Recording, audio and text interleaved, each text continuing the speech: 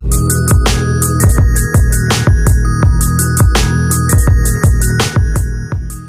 Friends, उम्मीद है आप लोग सभी अच्छे से होंगे। तो जैसे कि आप लोग थंबनेल में देख ही लिए होंगे, आज मैं आप लोगों के लिए लेकर के आया हूँ माद, माध्यिका और बहुलक। ये काफ़ी इंपॉर्टेंट क्वेश्चन होता है और बहुत सारे बच्चे को इस टाइप के क्वेश्चन में बहुत सारे प्रॉब्लम को फेस करना पड़ता है। और ये एक ऐसा क्वेश्चन होता है जो आपको हर एक साल एग्जाम में या तो आपको बहुलक पूछ दिया जाता है, या तो आपको माध्य पूछ दिया जाता है, या तो आपको माध्यक पूछ दिया जाता है। लेकिन कोई साल का ऐसा एग्जाम नहीं है जिसमें ये नहीं पूछा होगा।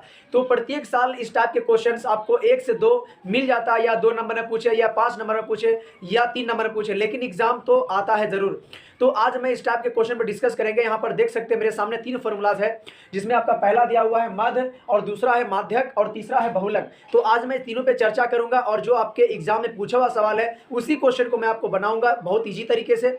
आप पूरा वीडियो वॉच करें। मैं यहाँ पर ये सब आपको समझाने नहीं आता हूँ, क्योंकि आपको हमेशा इजी कॉन्सेप्ट देने आता हूँ कि किसी भी भारी क्वेश्चन को जो आपके एग्जाम में कंटिन्यू बार बार पूछता है और बार बार सवाल आता है, और बच्चे को जो प्रॉब्लम होता है उसको हम कैसे सॉल्व करें, कैसे बच्चे को बताएं ताकि उसको आसानी से समझ में आए और इसी तरीके से वो बना सके बिना रटे हुए आसानी से। आपको सिंपल याद करना है केवल और केवल फॉर्मूला। अगर फॉर्मूला आपको याद है तो कहीं कोई दिक्कत नहीं है। बस आपको इतना याद रखना है कि माध्य बराबर होता है सिग्मा एफ एक्स बटे सिग्मा एफ। सिग्मा का मतलब होता है जोर, यानी कि किसी चीज में अगर सिग्मा लग गया तो सभी का ऐड कर दीजिए, तो वही उसका सिग्मा का मतलब होता है, वो सभी का योग, कुल योगफल।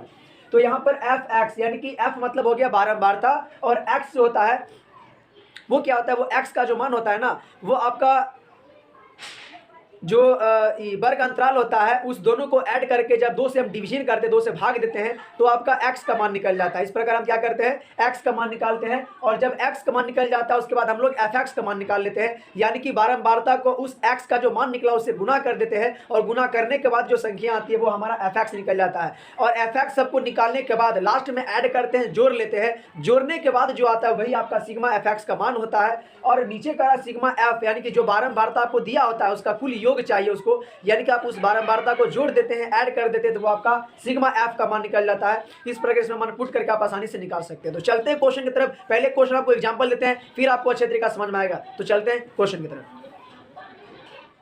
तो यहाँ पर मैं क्वेश्चन को ले लिया जो आपका 2019 में पूछा हुआ सवाल है। इसमें आपको सिंपली यहाँ पर क्या किया है कि वर्ग अंतराल आपको दे दिया है 0 से 10, 10 से 20, 20 से 30, 30 से 40, 40 से 50 तक आपका वर्ग अंतराल दे दिया है। और दूसरा यहाँ पर बारंबारता की बात करें तो आपको बारंबारता दे दिया 8, 12, 6, 15, 17, 7, ये आपको बारंबारता दे दिया है। और इसमें आपको कहा जा रहा है कि इसका बहुलक ज्ञात करें। क्या कहा जा रहा है, बहुलक। बहुलक बराबर व्हाट, ये आपसे पूछा जा रहा है बहुलक निकालने के लिए। तो मैं यहाँ पर फॉर्मूला का यूज करूंगा। सबसे पहले यहाँ पर देख लेते हैं बहुलक। बहुलक बराबर फॉर्मूला क्या होता है। तो बहुलक बराबर आपका फॉर्मूला होता है L plus F1 minus F0, और बटे होता है 2F1 माइनस F0 और माइनस F2 गुने I। ये आपका फॉर्मूला होता है किसका, बहुलक का फॉर्मूला ये आपका होता है। तो इस पर आप स्टेप बाय स्टेप कैसे बना सकते हैं, जिस तरीके से आप देख सकते हैं। यहाँ पर बहुत बच्चे को फॉर्मूला याद सही से नहीं होता है, फॉर्मूला देख करके घबरा जाता है, इसको कैसे बनाए, किसका क्या मान है। तो बहुत ईजी, आप यहाँ पर देखिए आसानी से। यहाँ पर एल की बात करें तो एल का मतलब पर साफ साफ ने लिख दिया कि बहुलक वर्ग की निम्न सीमा, बहुलक वर्ग की निम्न सीमा। तो सबसे पहले यहाँ पर हम जानेंगे कि बहुलक वर्ग है कौन। तो बहुलक वर्ग यहाँ पर है कौन, कैसे जाने। तो आपको सिंपली क्या करना है, जो बारंबारता सबसे बड़ा होगा, यहाँ पर बारंबारता सबसे बड़ा कौन है, 15 है। 15 के सामने वाले जो वर्ग अंतराल होगा वही आपका बहुलक वर्ग का वर्ग अंतराल होगा। और यहाँ पर बड़ा वाला होता है उच्च सीमा, छोटा वाला होता है निम्न सीमा, और एल जो होता है वो बहुलक वर्ग की निम्न सीमा होती है, इसलिए हमने लिए 30 प्लस है तो प्लस। यहाँ पर F1 की बात करें तो F1 का मतलब होता है बहुलक वर्ग ही होता है। तो बहुलक वर्ग यहाँ पर कौन है, 15 आपका है। तो यहाँ पर F1 की जगह लेना है 15, माइनस है तो माइनस। और F0 की बात करें तो F0 जो होता है वो बहुलक वर्ग के ठीक पहले की संख्या। F0 मतलब देखिए F1 हो गया बारंबारता, और F0 का मतलब क्या, एक घट गया। इतने लॉजिकल समझिए कि लॉजिकल हम कैसे समझे फॉर्मूला को।